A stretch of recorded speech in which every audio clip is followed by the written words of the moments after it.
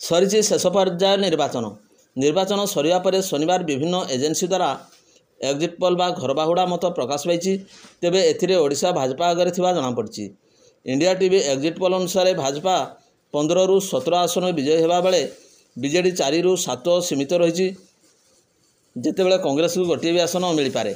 सेहीपरि India news D dynamics आकलन अनुसार ओडिशा भाजपा को 13 लोक आसन मिलुवा बेले विजु जनता दल को 8 आसन विजय होगा पड़ी। जन की बात आकलन अनुसार भाजपा 15 ରୁ 18 आसन जितुवा बेले बीजेडी को 3 ରୁ 7 आसन मिल पारे।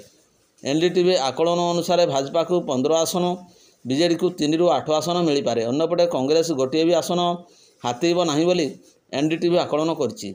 न्यूज 24 चाणक्य एजेन्सी अनुसार भाजपा को 16 आसन मिलुवा बेले बीजेडी को 4 कांग्रेस को गोटे आसन मिलिबो बोली आकलन कराई। रिपब्लिक मार्टिज अनुसार भाजपा 9 ରୁ 12 आसन बीजेडी 7 ରୁ 10 आसन जितुवा बेले कांग्रेस को गोटे आसन मिल पारे बोली आकलन करछि।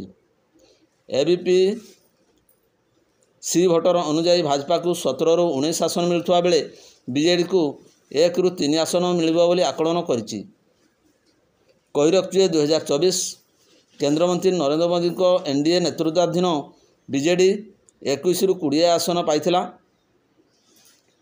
जोंथिरे बीजेडी समर्थन में मोदी केंद्र में सरकार गढ़ी किंतु 2019 रे बीजेडी मात्र 12टी आसन हाथेइथिला।